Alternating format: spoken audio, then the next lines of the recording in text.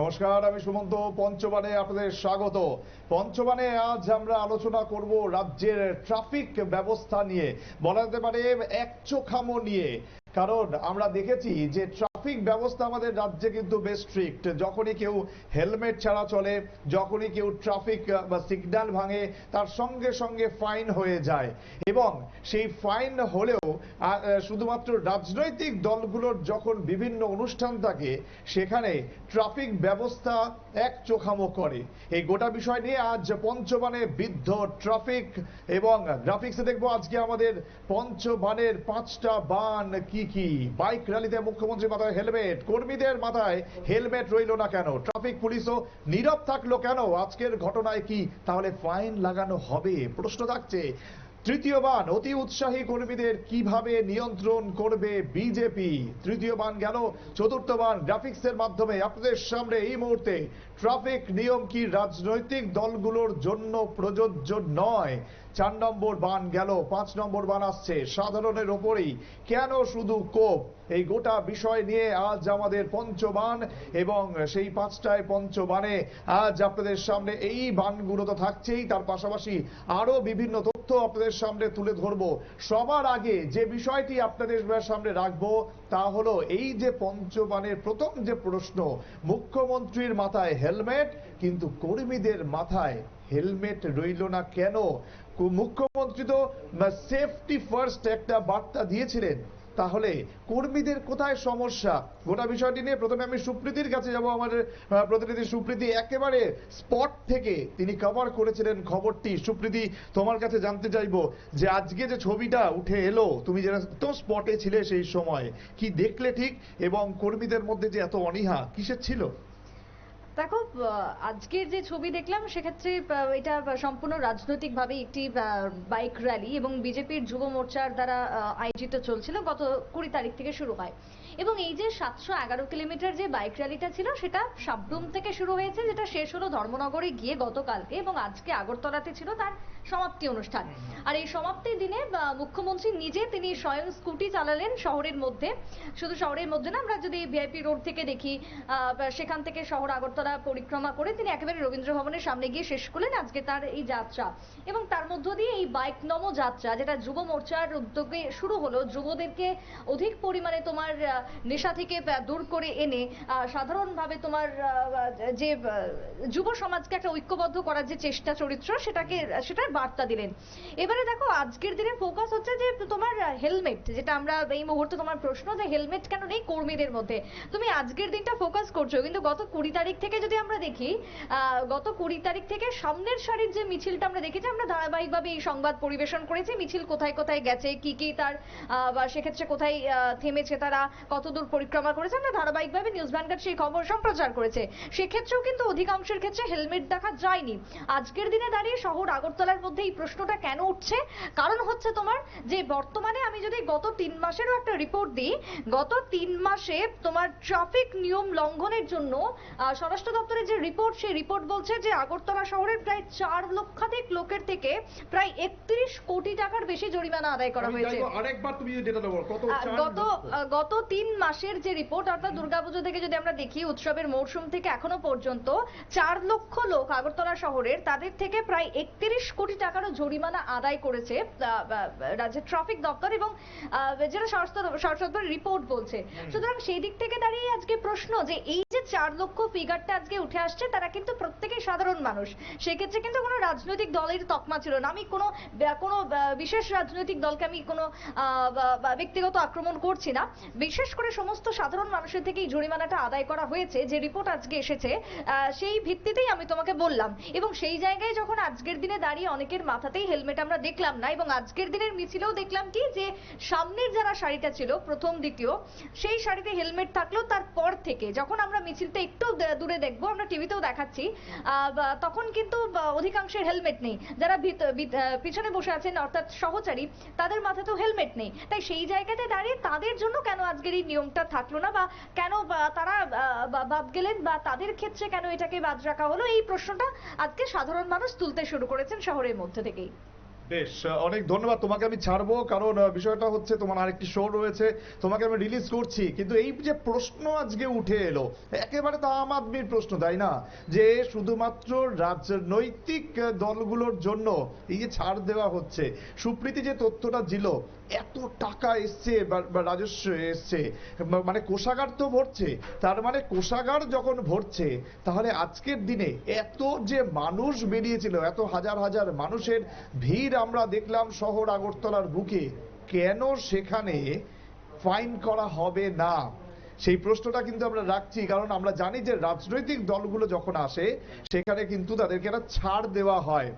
কিন্তু এখনো পর্যন্ত নিশ্চয় আমরাও হতে পারছি না যে তাদেরকে আদৌ ছাড় দেওয়া হলো কিনা। যদিও নিশ্চিতভাবে তারা নিশ্চয়ই কোনোভাবে একটা আভাস পেয়েছিলেন, বার্তা পেয়েছিলেন বিজেপির তরফ থেকে যে তাদেরকে আজকে ছাড় দেওয়া হবে। তার জন্য হয়তো তারা হেলমেট পরে আসেননি, বা যারা অতীতের কোনো হয়তো উদাহরণ রয়েছে সেই জন্য আসেননি। কেন আসেননি?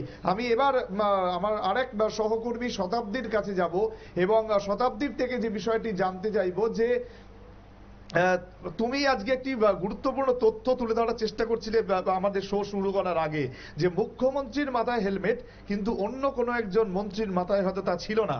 কার মাথায়? একেবারে দেখো, আজকে এই নমো বাইক যাত্রা এটা কবে থেকে শুরু হয়েছে বা কি নিয়ে শুরু হয়েছে এটা প্রত্যেকের জানা, ইতিমধ্যে প্রত্যেকের অবগত। এবং সেক্ষেত্রে জানিয়ে রাখি একটি বিষয়, যে ট্রাফিক আইন কিন্তু সব রাজ্যের বলো বা দেশের বলো, সকলের ক্ষেত্রে এক। এটা হোক মন্ত্রী আমলা, হোক তোমার সাধারণ মানুষ। কিন্তু সেই জায়গায় আজকে যেটা আমরা দেখলাম, যে তোমার এই যে নমো বাইক যাত্রা শুরু হয়েছে, সেখানে কিন্তু কার্যত প্রথম সারিতে ছিলেন মন্ত্রীরা, যেখানে রাজ্যের মুখ্যমন্ত্রী মানিক সাহা থেকে শুরু করে বিধায়ক সুশান্ত দেব থেকে শুরু করে আমরা একাধিক বিধায়কদের আমরা দেখেছি। কিন্তু সেক্ষেত্রে প্রথম সারিতেই আমরা দেখলাম যে রাজ্যের আরো এক মন্ত্রী, বিদ্যুৎ দপ্তরের মন্ত্রী রতনলাল নাথ, তিনি কিন্তু প্রথম সারিতেই ছিলেন এবং ওনার মাথায় হেলমেট ছিল না। সেক্ষেত্রে প্রশ্ন স্বাভাবিকভাবে থেকে যায় যে এই যে বিষয়গুলি হচ্ছে, তাতে করে শুধুমাত্র কি ট্রাফিক আইন শুধুমাত্র সাধারণ নাগরিকদের জন্য, বা যখন পকেট কাটতে শুরু করে ট্রাফিক দপ্তরের কর্তা ব্যক্তিরা, তখন কি শুধুমাত্র ট্রাফিক দপ্তরের নজরে কি শুধুমাত্র সাধারণ মানুষদের পড়ে, মন্ত্রী আমলাদের কি একেবারেই পড়ে না? এই নিয়ে কিন্তু এক প্রকার রাজ্যের মানুষের মধ্যে প্রশ্ন থেকেই যাবে। তবে যাই হোক, আপাতত আজকের এই বিষয়টি কিন্তু সংবাদ মাধ্যমের ক্যামেরার কোনোভাবেই কিন্তু নজর এড়ায়নি। আমাদের ক্যামেরার সামনেও সেটা উঠে এসেছে। যদি দেখাতে হয় আমরা দেখানোর চেষ্টা করব, এবং এই বিষয়টা আমার ফোনেও আমি রাখলাম, যেখানে দেখা যাচ্ছে সরাসরি রাজ্যের, যদি একবার দেখানো যায়, পিসিআর কে রিকোয়েস্ট করব যদি একবার ছবিটা দেখানো যায়, যে ছবি দেখাচ্ছে যে মন্ত্রীর মাথাতে হেলমেট নেই, মানে মুখ্যমন্ত্রী যখন পথ দেখাচ্ছেন, তাহলে বাকিদের অসুবিধা কোথায়? সেই প্রশ্ন আজ আমরা তুলছি। শতাব্দী, তুই যেখানে ছিলে, একেবারে যেখানে সরাসরি আমরা দেখতে পাচ্ছি যে রাজ্যের বিদ্যুৎ দপ্তরের মন্ত্রী রতনলাল নাথ, ওনার মাথায় হেলমেট নেই, এবং সেই সঙ্গে যারা যুব নেতারা ছিলেন বা যুব কর্তারা ছিলেন, তাদের একাংশের ক্ষেত্রে কিন্তু আমরা দেখেছি যে বেশ কয়েকজনের ক্ষেত্রে যে তোমার হেলমেট ছিল না। সেখানে ত্রিস্তরীয় নিরাপত্তা সহকারে সেখানে ছিল ট্রাফিক দপ্তরের কর্তা ব্যক্তিরা, তাদের নজরে কি এড়ায়নি? এবার তারা প্রসঙ্গ তুলতেই পারেন যে আজ হয়তোবা এটা ক্যামেরা বন্দী হবে, সিসিটিভির ক্যামেরা, যখন ট্রাফিক সিগন্যাল থাকে সেখানে সিসিটিভি ক্যামেরা বন্দী হতেই পারে। কিন্তু আজকের এই প্রশ্ন, সেটাকে আগামী দিনে তারা রাখবেন, বা আগামী দিনে তাদের কি সেটা মাথাতে থাকবে, যখন এই যে মিছিলগুলি যাচ্ছে সেখানে এত সংখ্যক কর্মী সমর্থকদের মাথায় হেলমেট ছিল না, তাদের কি ফাইন করবেন? এটা কিন্তু রাজ্যবাসী কিন্তু আগামী দিনে প্রশ্ন অবশ্যই তুলবেন। সুব্রত, একেবারেই। তোমার কাছে আরো একটি বিষয় জানতে চাইবো, দীর্ঘদিন তুমি আমি যখন যাতায়াত করি, এই রাস্তা দিয়ে যাতায়াত করতে হয় আমাদের, একেবারে অফিস প্রাঙ্গণ, এই জায়গাটা অফিসের কাছে এলাকা, এবং সেইখানে আমরা দেখি যে আরএমএস চৌমুহনীর মতন একটি জায়গা, যেখানে হামেশাই ট্রাফিক সার্জন থাকে বা অন্যান্য যে ট্রাফিক সিগন্যালগুলো থাকে, পয়েন্টগুলো থাকে, সেখানেও কিন্তু আমরা দেখেছি যে ট্রাফিক সার্জন থাকে, এবং সেখানে কিন্তু অনেক গাড়িকে দাঁড় করিয়ে পেপারস চেক করা হয়, প্রয়োজনে তাদের ফাইন করা হয়, বা আমাদের ক্যামেরা যেগুলো থাকে, সেই ক্যামেরাও কিন্তু এগুলো ক্যাপচার করতে থাকে অনেক ক্ষেত্রে যারা হেলমেট পরি না। কিন্তু আজকের এই ঘটনা তোমার কাছে আলাদাভাবে কি কিছু বার্তা দিল? একেবারেই বার্তা দেবে। কেননা দেখো, আমরা শুধুমাত্র আজকের এই রেলি বলবো না, যখন আমরা সাম্প্রতিক সময় দেখি যে তোমার কোথাও একটা অবৈধ পার্কিং বা তোমার ট্রাফিক সিগন্যাল এড়ালে সেক্ষেত্রে সাধারণ মানুষকে ফাইন করা হচ্ছে। এবং আমরা কিছুদিন আগেও আমরা একটি খবর প্রকাশ করেছিলাম, যেখানে খোদ ট্রাফিক দপ্তরের কর্তা ব্যক্তিরা তারা যাচ্ছেন রাস্তা দিয়ে, তাও আবার ভিআইপি রোড দিয়ে, এবং সেক্ষেত্রে তাদের মাথায় হেলমেট নেই। তাদের জন্য কি কোনো রকমের ব্যবস্থা গ্রহণ করেছে? যেখানে সংবিধানের প্রণীত যে লিপিবদ্ধ যে আইনগুলি রয়েছে, সেখানে যদি সাধারণ মানুষ বা দেশবাসী প্রত্যেক প্রত্যেকের জন্য যদি সমান হয়ে থাকে, তাহলে আজকে রাজ্যের যারা মন্ত্রীরা রয়েছেন, তারা যারা এই যে তোমার আইনকে অবমাননা করেছেন, তাদের জন্য কি আগামী দিনে পদক্ষেপ নেবে প্রশাসন বা সরকার, সেটা কিন্তু অবশ্য লক্ষণীয় বিষয়। সুমন্ত। বেশ, অনেক ধন্যবাদ তোমাকে শতাব্দী আমাদের প্রতিনিধির সঙ্গে আমরা নিউজ রুম থেকে ছিলাম। শতাব্দীকে তো আমরা ধন্যবাদ দিলাম, কিন্তু এখনো পর্যন্ত বহু প্রশ্ন রয়েছে এবং কথায় বলে উপরওয়ালা সব দেখতা হ্যায়। তাই আজকে আমার প্রশ্ন যে উপরওয়ালা কি সত্যি সব দেখলো? যদি দেখে থাকে, আমি সুপ্রীতির কাছে আরো একবার ফেরার চেষ্টা করব একটু ওর ব্যস্ততার ফাঁকে, যে জানতে চাইবো যে আজকে সত্যি সত্যি কি উপরওয়ালা সব দেখলেন, মানে সিসি ক্যামেরার কথা বলছি, তিনি কি দেখলেন? কি মনে হয়? দেখো, এটা তো আজকে সবার প্রশ্ন তোমার মতনই, যে যদি নাও দেখে থাকেন তাহলে তো দেখা উচিত বলেই মনে করছেন সাধারণ মানুষ, যাতে প্রত্যেকের ক্ষেত্রে নিয়মটা একই হোক, এটাই চাইছেন আজকের দিনে দাঁড়িয়ে সাধারণ জনগণ। যেটা আমার সহকর্মী বলছিল যে মন্ত্রী রতনলাল নাথ, তিনিও আজকে হেলমেট ছাড়াই বাইক র্যালিতে অংশগ্রহণ করলেন। এবং কিছুক্ষণ আগে আমরা যেটা আলোচনা করছিলাম, যে রাজ্যের মুখ্যমন্ত্রী হোক বা অন্যান্য যে কোনো মন্ত্রীদ্বয় হোক না কেন, তারা তো তারা উদাহরণ হওয়া উচিত তাদের সমাজের কাছে, যে তারা হেলমেট পরে আজকে যখন বাইক র্যালিতে অংশগ্রহণ করেছেন, মুখ্যমন্ত্রী স্বয়ং হেলমেট পরে যেখানে অংশগ্রহণ করেছেন, তখন সেই জায়গাতে দাঁড়িয়ে তার সাথে যারা রয়েছে তারা তো সেই দলেরই সমর্থক, তাদের উচিত ছিল যে মুখ্যমন্ত্রীকে দেখে অন্তত সেটা অনুকরণ করা। কিন্তু সেটা কেন তারা করলেন না আমরা জানি না। যেটা তুমি প্রশ্নবাণীর শুরুতে বলছিলে যে অতি উৎসাহী কর্মীরা, তো আমার মনে হয় এরাই সেই অতি উৎসাহী, যাদের আজকে শিক্ষা নেওয়া উচিত ছিল মুখ্যমন্ত্রীকে দেখে। তিনি কিন্তু ট্রাফিক আইন কোনো রকম ভাবে লঙ্ঘন করেননি বা ভাঙেননি, ট্রাফিক রুলস তিনি পুরোটা মেনেই তিনি চালালেন স্কুটি।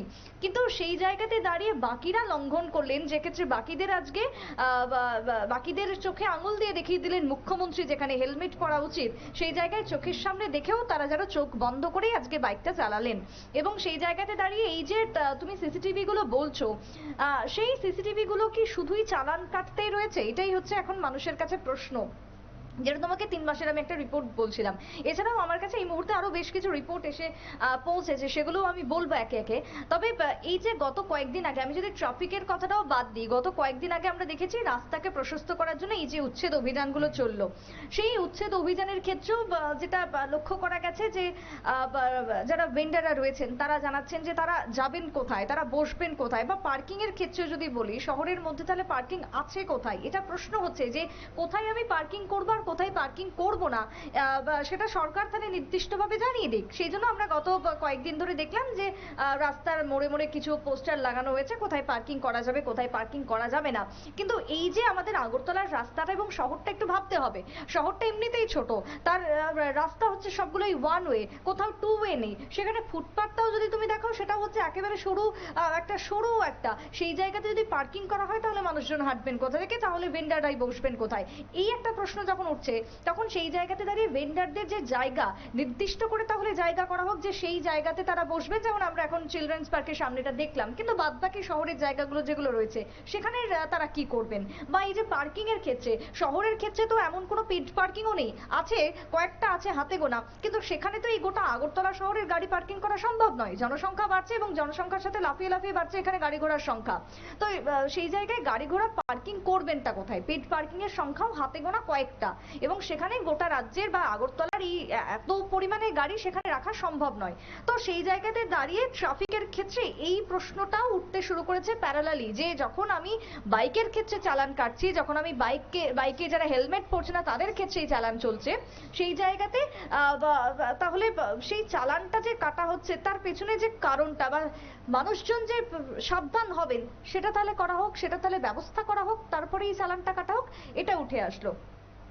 এবারে তুমি যেটা বলছিলে যে কিছু তথ্য, যেটা তোমাকে বলছিলাম, আমি গত 21 সাল থেকে একটা তথ্য দেব তোমাকে। 2021-22, 2022-23 এবং 2023-24 চলতি বছরের যে রিপোর্টটা পেশ হয়েছে, সেখানে তোমার হেলমেট ছাড়া যে ফাইন তোমার আদায় করা হয়েছে হেলমেট না পরে বাইক চালানোর জন্য, সেই সংখ্যাটা হচ্ছে 4,11,555 গোটা রাজ্যের ক্ষেত্রে। এটা একটা রিপোর্ট 2021-22, 22-23 এবং 23-24 সালের যে রিপোর্ট, তাতে করে প্রায় 4 লক্ষের অধিক, এখন নভেম্বর চলে এসছে, এই সংখ্যাটা আরো বেড়ে গেছে। সুতরাং প্রায় 5 লক্ষ আমরা একটা রাউন্ড ফিগারে ধরতে পারি যে মানুষের কাছ থেকে শুধু হেলমেট ছাড়ার জন্য ফাইন আদায় করা হয়েছে।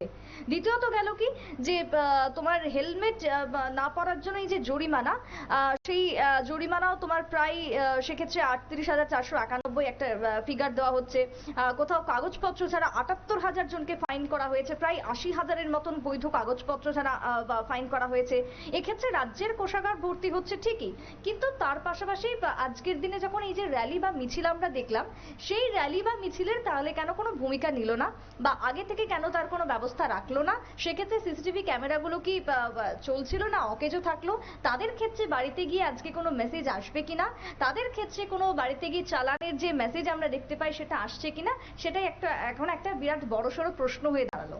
বেশ বেশ, অনেক ধন্যবাদ তোমাকে সুপ্রীতি এতগুলো তথ্য তুলে ধরার জন্য। অর্থাৎ আজকের দিনে দাঁড়িয়ে ট্রাফিক ব্যবস্থা নিয়ে একাধিক প্রশ্ন তুলছেন আম আদমি।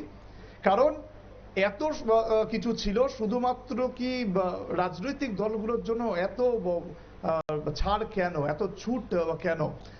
আমি একটু অন্য ভাবে এই বিষয়টি একটু জানার চেষ্টা করব। আমাদের এই নিউজ রুমেই রয়েছেন আমাদের এক্সিকিউটিভ এডিটর নীল বণিক, একটু রয়েছে, আমি তাকে একটু ধরার চেষ্টা করব।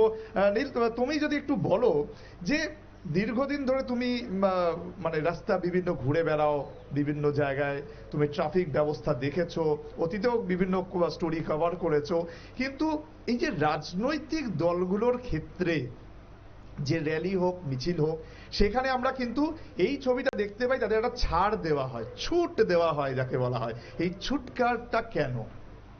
দেখো, পুলিশ যখন তারা যখন পুলিশ ট্রেনিং ক্যাম্প থেকে যখন তারা ট্রেনিং করে বেরোয়, সেদিনটা ওদের শপথ গ্রহণ অনুষ্ঠান হয়। সেই শপথ গ্রহণে তারা সংবিধান ছুঁয়ে শপথ গ্রহণ করেন। তারা শুধু ভারতের জন্য কাজ করবেন, কোনো রাজনৈতিক দলের জন্য তারা কাজ করবেন এই রকম শপথ কিন্তু নেয় না।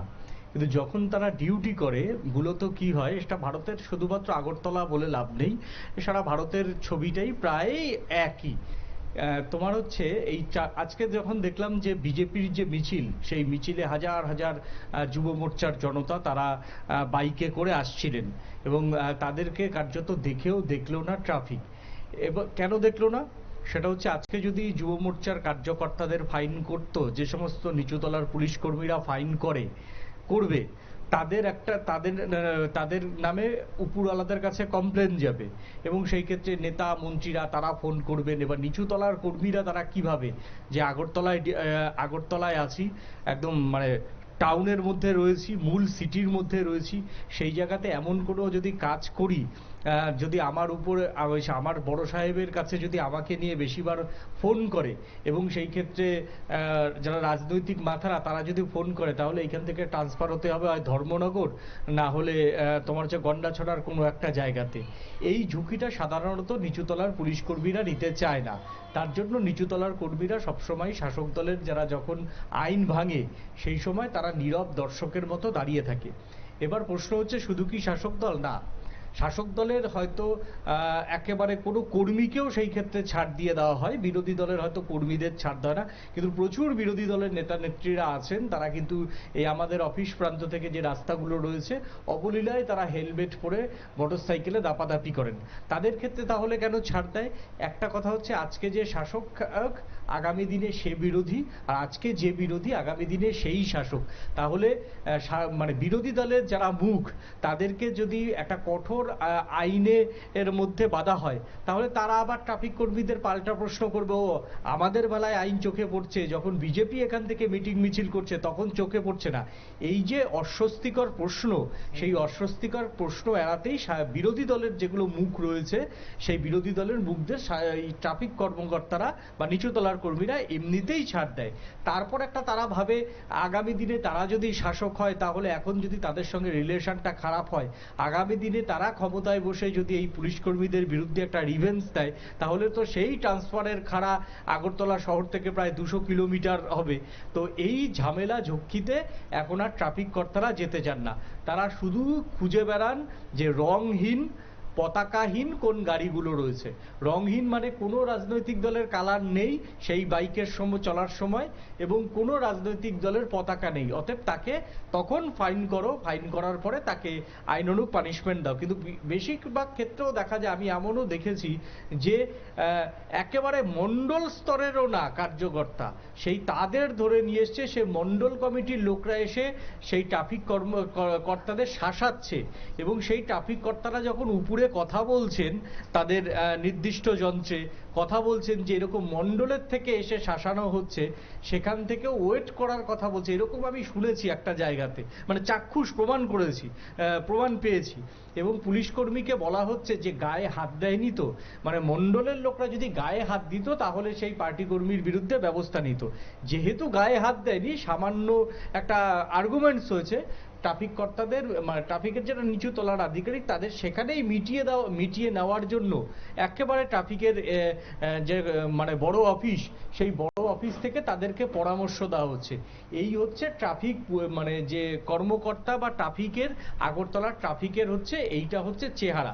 এখন এই চেহারা থেকে হয়তো অন্যান্য স্মার্ট সিটিগুলির পরিস্থিতি একটু ভালো, তবে সেখানেও যে পুলিশ একেবারে দলদাস মুক্ত সেটা কিন্তু হলফ করে বলা যায় না, সেখানেও পুলিশ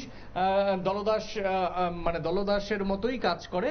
তবে এইখানে কিছু কিছু সময় এত বেশি কাজ করে যেগুলো হচ্ছে চোখে আঙুল দেখিয়ে দিচ্ছে। একজন মন্ত্রী, তিনি তো তার জন্য তো সংবিধান আলাদা নয়, তার জন্য সংবিধান আলাদা নয়। এই যে ছবিটা আজকে চোখে পড়লো, সেই চোখে পড়ার পর ট্রাফিকের যে এখানে যারা মূল আধিকারিকরা রয়েছেন বা রাজ্য পুলিশের ল অ্যান্ড অর্ডারের যারা একেবারে মেন আধিকারিকরা রয়েছেন, তারা কি এই ঘটনার পর দেখো, ট্রাফিক আইনটা কিন্তু অবশ্যই নতুন যে ট্রাফিক আইনটা, সেই ট্রাফিক আইন কিন্তু এনেছে কেন্দ্রীয় সরকার, অর্থাৎ কেন্দ্রীয় সরকারের ট্রাফিক আইন অনুযায়ী রতনলাল নাথের বিরুদ্ধে কি এফআইআর করা হবে, রতনলালের যদি ড্রাইভিং লাইসেন্স থাকে তার ড্রাইভিং লাইসেন্স কি বাজেয়াপ্ত হবে, রতনলাল নাথের যে গাড়ি চালক তার কি ড্রাইভিং লাইসেন্স বাতিল হবে। এই প্রশ্নগুলো কিন্তু সাধারণ মানুষ কিন্তু রাজ্যের যারা সর্বোচ্চ পুলিশ আধিকারিক তাদের দিকে করতে শুরু করেছে।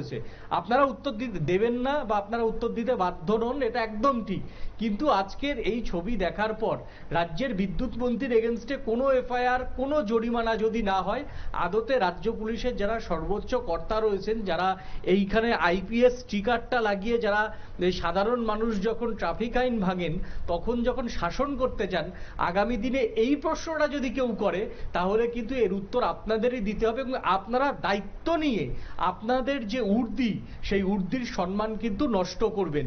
সাধারণ মানুষ আপনাদের নিয়ে যদি কটু কথা বলে এবং সাধারণ মানুষ আপনাদের নিয়ে যদি খিল্লি করে আগামী দিনে সোশ্যাল মিডিয়াতে, সেই ক্ষেত্রে আপনাদের কোনো অধিকার নেই সাধারণ মানুষকে হ্যারাসমেন্ট করার, বরঞ্চ আপনাদের ঊর্ধ্বীর সম্মান বাঁচাতে রতনলাল নাথ যে বাইকে সওয়ারি হয়েছেন, সেই বাইকে সেই বাইকের নাম্বার ট্রেস আউট করে একেবারে সেই ড্রাইভারের এগেনস্টে পেনাল্টি করা উচিত কেন্দ্রীয় সরকারের যে রোড ট্রান্সপোর্ট যে আইন, সেই আইন অনুযায়ী। বেশ, অনেক ধন্যবাদ নীল তোমাকে। নীল বণিক আমাদের এক্সিকিউটিভ এডিটর, তার সঙ্গেও আমরা এতক্ষণ ছিলাম, এবং যে প্রশ্নগুলো উঠছে সেটা কি খুব স্বাভাবিক নয়? যে প্রশ্নগুলো আজ আমরা তুলছি, আমরা সরাসরি প্রশ্নগুলো রাখছি। আমি একবার অনুষ্ঠানের একেবারে শেষ পর্যায়ে তাই গ্রাফিক্স প্লেটটা আরেকবার চালাতে রিকোয়েস্ট করবো পিসিআর কে, যে আজকের পঞ্চবাণের 5খানা যে প্রশ্ন আমরা রাখলাম সেটা কিন্তু সবার জন্য। ট্রাফিক নিয়ম কি শুধুমাত্র রাজনৈতিক দলগুলোর জন্য অ্যাপ্লিকেবল নয়? সাধারণের ওপরেই কেন বারবার কোপ আনা হচ্ছে? আজকে আমরা দেখলাম যে মুখ্যমন্ত্রীর মাথায় হেলমেট, কিন্তু সেই জায়গায় যারা দলের নিচুতলার কর্মী তো বটেই, বরং মন্ত্রী রতনলাল নাথের মাথায় হেলমেট নেই, সেটাও কিন্তু আমরা দেখলাম। ট্রাফিক পুলিশ নীরব থাকলো কেন? আজকের ঘটনায় ফাইন কি লাগানো হবে? যে সমস্ত গাড়ির ড্রাইভাররা মানে চালকরা আজকে হেলমেট পরেননি বা তাদের পিলিয়ন রাইডাররা পরেনি, তাদের জন্য কি এই ফাইন লাগানো হবে? সেই প্রশ্ন আজ আমরা করছি। আজকে কি উপরওয়ালা সব দেখেছে? মানে ক্যামেরা, যে সিসি ক্যামেরার কথা আমরা বলছি, তারা কি সব দেখেছে? সেখানে কি সবকিছু ক্যাপচার হয়েছে? যদি হয়ে থাকে তাহলে তাদের বিরুদ্ধে কি ব্যবস্থা নেওয়া হচ্ছে সেই বিষয়ে কি আদতে আপনারা বলবেন? সেই প্রশ্ন আজ পঞ্চমানে থাকলো, এবং যদি সম্ভব হয় আমরা চাইবো সেই সত্য সামনে আসুক এবং সাধারণ মানুষের কাছে এটা একটা নজির হয়ে থাকুক যে আমাদের রাজ্যের যে ট্রাফিক ব্যবস্থা তা কখনো একচোখামো করে না। সেই বিষয়টি নিয়েই আজ আমাদের পঞ্চবান আমরা এখানেই শেষ করলাম। অন্যান্য সকল অনুষ্ঠানের জন্য, খবরের জন্য দেখতে থাকুন নিউজ ভ্যানগার্ড।